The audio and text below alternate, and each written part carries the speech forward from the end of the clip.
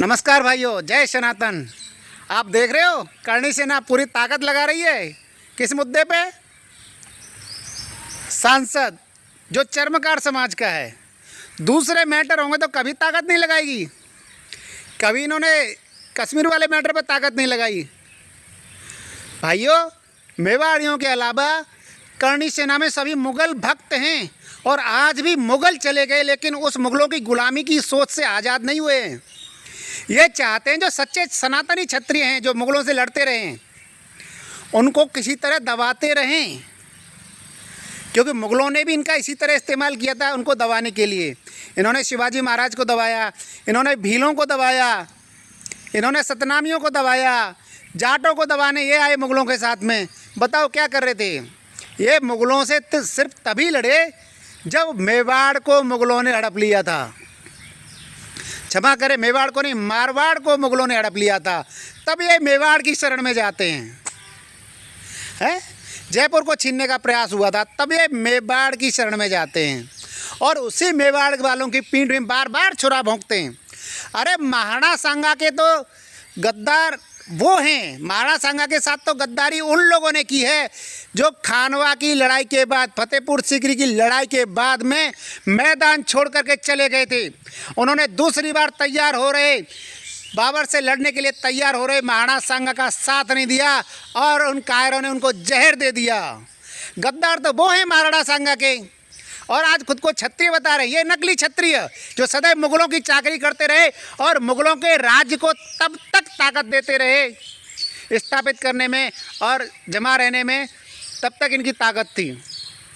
इन्होंने सतनामियों की ताकत को ख़त्म किया। अरे मुगलों को सबसे पहले पराजित तो सतनामियों ने किया था, दिल्ली पर चढ़ गए थे, और सतनामी इसी चर्मकार समाज के लोग थे। सतनामियों में मजदूर वर्ग के लोग थे, सतनामियों में कारीगर वर्ग के लोग थे। बस कोई नहीं था तो राजपूत नहीं थे, और ये राजपूत मुगलों के साथ थे, औरंगजेब के साथ थे।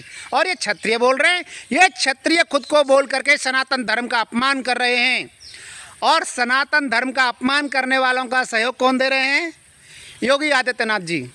योगी आदित्यनाथ जी की सरकार में इस समय दो ही जातियाँ हावी हैं, सैयदी ब्राह्मण और मुगल भक्त, और दोनों ही का रक्त पिछले कई सौ सालों से मुगलों और अंग्रेज़ों के लिए काम कर रहा है।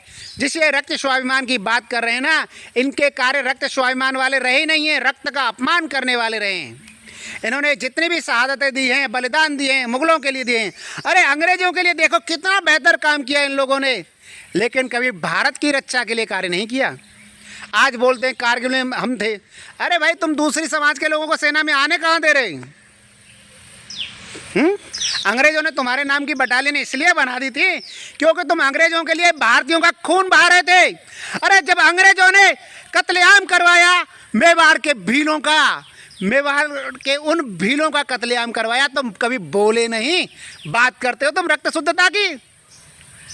तुम्हारा रक्त तो मुगलों की चाकरी करते करते अशुद्ध हो गया है, जो कभी भारत भूमि की अच्छाई के लिए काम नहीं आएगा।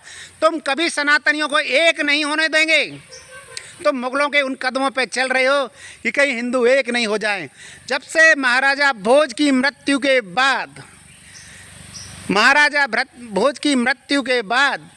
जब 1400 में शूद्र शिरोमणि पुस्तक लिखी गई और उसमें कहा गया कि कोई भी क्षत्रिय इस भूमि पे बचा नहीं है, तब से तुमने शास्त्र पढ़ना छोड़ दिया।